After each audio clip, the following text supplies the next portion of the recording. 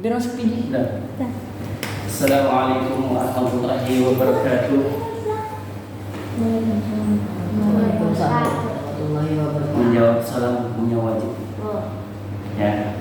Jadi harus dijawab karena kalau wajib itu hukumnya kalau menjawab dosa. Assalamualaikum warahmatullahi wabarakatuh. Waalaikumsalam warahmatullahi wabarakatuh. Allah itu cinta yang ganjil-ganjil. Ya, maka sekali lagi ada yang ngeluh hati perlu biasa ketika mau ini kan namanya siraman rohani jasmani itu makan rohaninya gini biar jiwanya terarah gitu loh. Ini ngaji itu ngasah jiwa biar jiwanya terarah. Biasa ada gangguannya ada aja. Assalamualaikum warahmatullahi wabarakatuh. Waalaikumsalam warahmatullahi wabarakatuh. Alhamdulillahilladzi anzala al-Qur'ana hudan lin-nas wa bayyinatin minal huda wal furqan wassalatu wassalamu ala man kana khuluqan wa ala alihi ahlil kamali wal fan qala rabbi sadri wa yassir li amri wa hlul 'uqdatam min lisani yafqahu qawli wa qala Allah ta'ala fil Qur'anil karim a'udzu billahi minasy syaithanir rajim bismillahirrahmanirrahim la in syakartum la azidannakum wa la in kafartum la'adabi lasyadid. Shadaqallahul 'azim. Anak-anakku yang dimuliakan Allah Ta'ala. Jadi di sini saya akan membawakan tema tentang cara berbuat baik kepada kedua orang tua. Coba kira-kira ada berapa golongan cara berbuat baik kepada orang tua? Kira-kira ada berapa? Ya, ingat-ingat nih. Cara berbuat baik kepada orang tua itu ada dua. Yang pertama selagi masih hidup, ya. Yang kedua ketika sudah meninggal dunia. Jadi tidak ada putusnya berbuat baik kepada orang tua, ya. Karena apa? Ridhallahi ridhal walidain. Ridhonya Allah tergantung ridhonya orang tua dan suhtullahi suhtul walidain. Marahnya Allah tergantung marahnya orang tua. Ya. Ada 3 suara yang membuat Allah murka. Ya. Makanya jangan sampai suara ini terlontarkan. Jangan sampai dikatakan karena apa? Allah ini murka. Yang pertama suara keras terhadap orang tua, ya. Lebih kencang bentak orang tua itu dosanya sangat besar. Suaranya lebih kencang dari orang tua. Itu Allah marah. Kedua yaitu gurumu. Jangan sampai bentak gurumu dan suara lebih kencang dari guru karena guru adalah orang tua, ya. Ketika masuk di majelis ini sebagai gurunya, makanya ada kesalahan apa itu tanggung jawab gurunya. Yang ketiga, suara yang lebih keras khusus buat orang perempuan, awas hati-hati. Kepada seorang perempuan suara lebih keras daripada suaminya. Hati-hati nih, yang ada sudah mulai besar, mulai dewasa. Kalau nikah suaranya jangan sampai lebih keras, jangan membuat marah sang suami. Karena apa? Allah marah, ya. Ketika anak masih anak-anak, ya, surganya di bawah naungan seorang ayah dan ibu, seorang perempuan. Tapi kalau semua sudah nikah, pindah di naungan suami. Seorang perempuan itu wajib taat kepada seorang suami, walaupun suaminya Fir'aun, ya. Walaupun suaminya nggak sholat, seorang perempuan wajib taat, ya. Taat. Ya, karena apa? Mencari ridhonya Allah, surga di bawah naungan seorang suami. Jadi ingat ridhollahi ridhal walidain. Ketika Allah sudah ridho, ya, orang tua sudah ridho, tidak ada yang mustahil dan tidak ada yang nggak mungkin. Ya, kalian mau pengen apa? Ya, mau belajar apa? Kalau Allah sudah ridho itu senang. Makanya kalau membuat Allah ridho, apalagi gurunya ridho, pelajaran akan masuk. Ini pesan Kevin mau masuk pondok pesantren harus menaati peraturan pondok pesantren. Jangan sampai bahasanya nggak betah di pondok. Nggak betahnya di mana? Coba kalian mondok.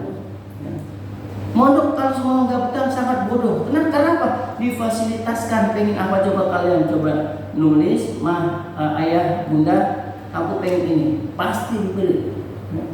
Jadi kalau semua kalian nggak mau mondok, maunya memilih sekolah di sini, ibaratnya mengejar urusan dunia, akhiratnya akan sengsara. Kalau sumpah mengejar urusan akhirat, dunia akan mengikutinya. Ya. Contohnya siapa? Contohnya coba kita contoh para ulama. Ya. Penghasilannya waktunya ngatur sendiri. Karena sudah mempunyai ilmu, akhirnya apa? Masalah urusan dunia mengikutinya semua. Coba kalau seumpama kalian ngejar dunia, akhiratnya akan sengsara. Contohnya seorang ojol nyari 100.000, 200.000 sehari, apalagi seorang tukang. Ya. Seorang tukang paling banter sehari 200. Beda tukang bangunan sama tukang batu, apalagi memecahkan batu ginjal. Tukang memecahkan batu ginjal itu dokter. Ya. Lebih mahal lagi bagaimana kualitas diri kita. Ketika kita berilmu, Allah akan menuntunnya. Ya. Bahasanya orang tua kalian mencari uang susah. Ya. Jangan sampai mengikuti jejaknya. Ikuti jejaknya siapa? Guru kalian. Ya. Ketika di pondok pesantren, kiainya contoh. Kalau bisa ada motivasi, saya pengen jadi kiai, saya pengen jadi kecil-kecilnya ustadz atau ustazah. Mengalir, rezekinya mengalir deras. Jadi jangan sebagai buang-buangan ketika aku mau masuk SMP negeri. Kalau nggak masuk negeri, baru masuk pondok pesantren, itu salah. Jadi seolah-olah itu pondok pesantren itu buat buang-buangan. Ya. Tujuan pertama yaitu mondok. Jangan pernah bersedih sementara berpisah tempat tidur saja sama orang tua dan keluarga. Seandainya berpisah untuk selamanya bagaimana? Makanya kemarin ayah itu pesan lebih baik menangis sekarang daripada menangis nanti. Seandainya menangisnya berurusan dengan polisi, lebih baik menangis berpisah di pondok pesantren. Jadikanlah motivasi buat kalian untuk tujuan mondok, entah di mana pondok pesantren. Jangan pernah takut, jangan pernah takut dibully. Allah Maha melihat. Allah akan mengangkat derajat manusia dengan cara Allah sendiri. Contohnya, yang penyiksaan orang Cirebon, Nia Kurnia Cirebon kalau nggak salah. Yang membunuh siapa? Yang disiksa siapa? Coba. Yang membunuh enak-enakan, yang nggak membunuh masuk penjara. Disiksa di dalam penjara, emang namanya benar satu nama itu, tapi bukan orangnya. Allah mengangkat setelah keluar dari penjara itu jadi artis terkenal. Coba gimana enak urusan akhirat. Jadi artis pulang dari penjara disambut dengan marhaban dan disambut dengan hadroh, sholawatan. Coba.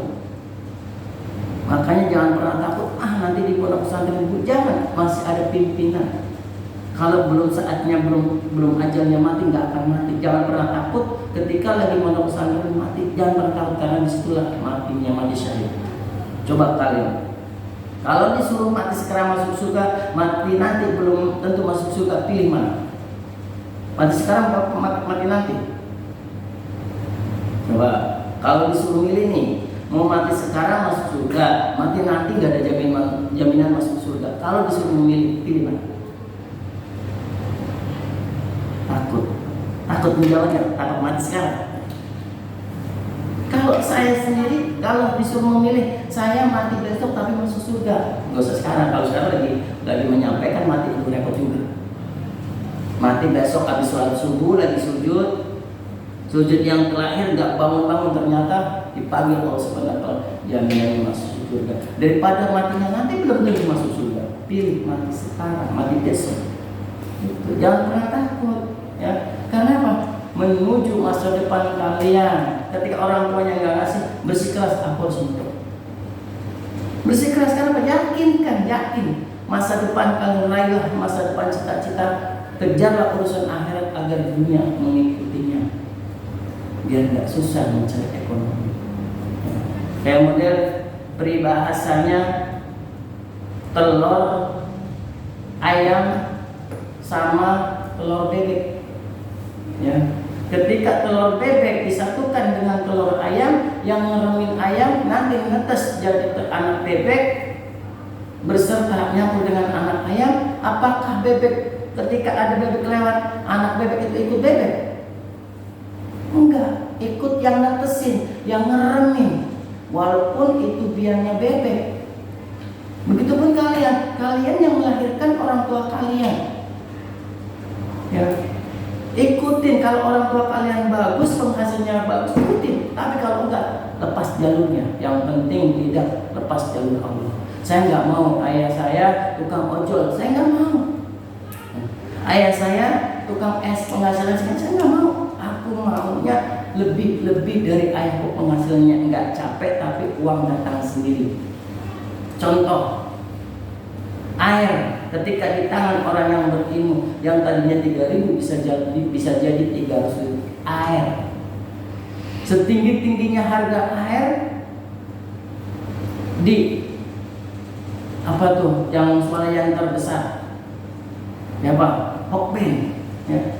Air nggak mahal, tapi ketika di tangan saya bisa mencapai 300.000 air di tangan orang yang berilmu. Kalau ada anak kecil berilmu akan dijunjung tinggi. Kalau ada orang tua gila bodoh akan dihina.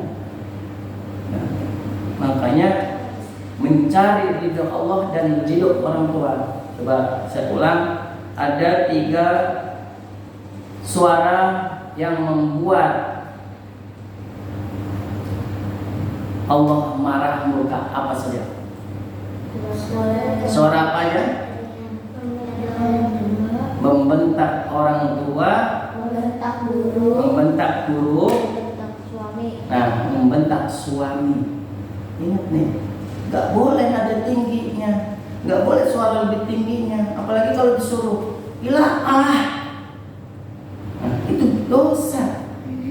Ervin, beli es batu, ayah, tidak boleh, ini dosa. Apalagi sampai melihat muka orang tua berubah jadi nggak enak dilihatnya, itu tandanya orang tua marah. Kalau orang tua sudah ridho, senang, ketika kan ridho Allah, ridho walidain, Allah sudah ridho, orang tua ridho, minta duit, minta goceng dikasih 20.000, enak apa enggak? Nah, Enak. Kalau di pondok pesantren itu nggak pakai minta. Ya, emang sudah dijadwalkan sekian. Kalau di rumah minta 10.000 ya, buat apaan sih banyak anak? Coba kalau di pondok pesantren 200.000, ya, kecil-kecilnya 100.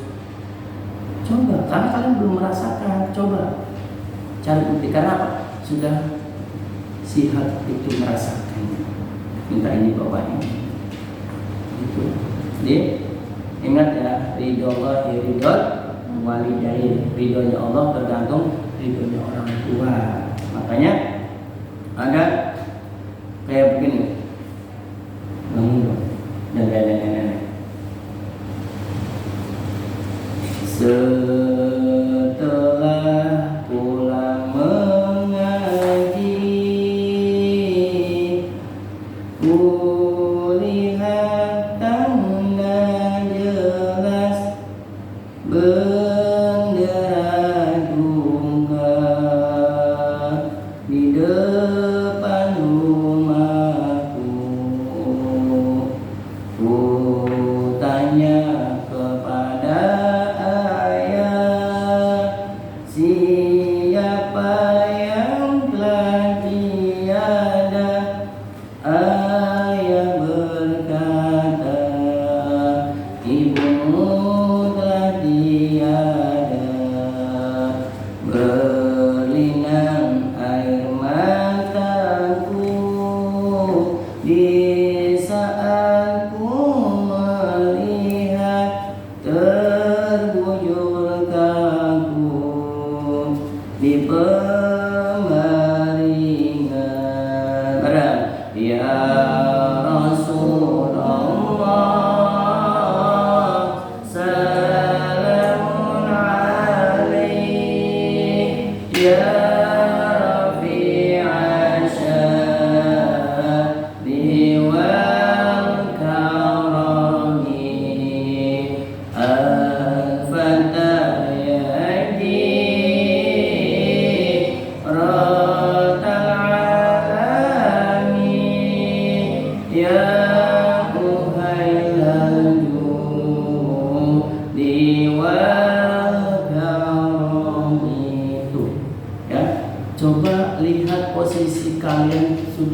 orang tua, seorang ibu sudah tidak ada begitu. Ya. Oh, kalian belum bisa menyenangkan orang tua, seenggak-enggaknya jangan membuat orang tua bersedih. Coba lagi ngaji tahu-tahu keluar. Tahu-tahu bendera merah, bendera kuning siapa? Coba. Ini bendera siapa? Sedih nggak kalau semua tahu pulang ibunya nggak ada? Sedih nggak? Sudah siap ditinggal orang tua? Iya. Makanya jangan membuat waktunya sholat, nggak usah disuruh, kan sudah punya pikiran. Ya, pikiran itu buat mikir. Makanya yang membedakan manusia dengan binatang yaitu sholat. Ya. Jadi kalau seumpama sudah sholat, perbaiki pakaiannya. Seorang perempuan nih ada, ya. Ila seorang perempuan nanti ketika sudah akil balik, ya, aurat. Sumpama, ya, kayak model nanti yang kakak beradik, ya, kayak model Nada sama kakaknya. Siapa namanya kakaknya? Nadia. Nah, nanti kakak Nadia itu punya suami, ya. Nada nanti sama-sama punya suami. Kakaknya Nadia tinggal di situ, Nada tinggal di situ. Ketika rambut sedikit pun dilihat suaminya sama kakak Nadia, itu aurat. Jangan dibilang saudara, itu bukan kategori Islam. Jadi sehelai rambut dilihat bukan mahramnya, bukan muhrimnya, itu aurat. Apalagi suka memposting ketika di Facebook, di IG, di FB, status yang gak berkerudung, itu namanya Pak dosa jariah. Laki-laki begitu, ketika laki-laki nih dan punya kelihatan, ya, dari selfie, apalagi selfie-nya dan punya kelihatan, itu yang lihat itu namanya, yang lihat perempuan namanya dosa jariah, dosa yang mengalir. Hati-hati, ya.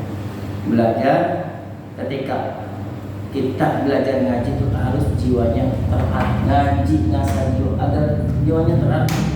Jadi kalau sudah besar nanti kalian jangan pisah saudara, ya. Kayak model nggak akur nih Erwin sama adiknya lah, sama-sama laki-laki. Nanti kita sama-sama punya istri nggak akur gara-gara istrinya salah, ya. Akur sama saudara, ya. Jangan berpecah belah lantaran pasangannya, namanya bodoh, goblok. Tahu goblok? Tahu nggak? Bego tahu? Bodoh apa? Dongo. Tahu dongo? Bodoh tapi belongo. Tahu? Makan es ditiup, ya, ngebul dia. Wah, panas ditiup. Nah, padahal mah bukannya panas, ngebulnya ngebul itu. Es apa tuh yang ngebul? Es asap. Kadang suka lupa tuh. Kadang makan es asap hati-hati, suka bodoh juga ditiup. Padahal itu bukannya panas, asap es perah kan? Ditiup. Padahal itu dingin, ditiup, itu bodoh. Nah, jadi buah. Ya, suka kan? Pernah kan? Makan es asap ditiup kan? Itu bodoh. Udah es kira panas. Nah, makanya ketika berpesan, saya berpesan buat kalian, ya, ketika menuntut ilmu, apalagi Kevin bentar lagi akan masuk dunia pondok pesantren, taati perintah gurunya, ya, perintah gurunya, aturan pondok pesantren bagaimana. Jangan pernah ngeluh gak betah, jangan pernah bilang ya sakit, jangan cengeng laki-laki. Jadi dengerannya orang tua itu senang aja. Ketika sakit, ketika udah badan gak kuat, baru ya aku sakit, ya tolong cinta aku. Ketika masih kuat, jangan pernah ngeluh. Karena apa? Orang tua tuh akan jadi pikiran, biarin aku akan bagaimana. Ada nih teman-teman abang murid di pondok pesantren waktu itu kena jarban, kena gatal yang sangat luar biasa. Itu nggak diobatin, sembuh sendirinya. Biarin ya, aku nggak mau diobatin karena ini penyakit yang memberikan Allah, nanti Allah juga yang sembuh tanpa diobatin. Teman-temannya coba berobat ke dokter, bolak-balik. Itu temennya ada sakit karena yakin penyakit itu milik Allah. Kalau orang tuanya sudah memiliki meridhoi semuanya akan dipermudah. Paham? Yang mungkin itu pesan dari saya untuk kalian, berbuat baik kepada orang tua, jangan sampai membuat 3 suara itu terlontar dari mulut kalian. Ya, kalau nggak mau dibilang anak durhaka, ya mungkin hanya itu yang bisa disampaikan. Ada benarnya dari Allah, ada salahnya dari pribadi saya. Saya mohon dikabulkan dengan yang seluruhnya. Saya akhiri wabillahi taufiq wal hidayah. Wassalamualaikum warahmatullahi wabarakatuh.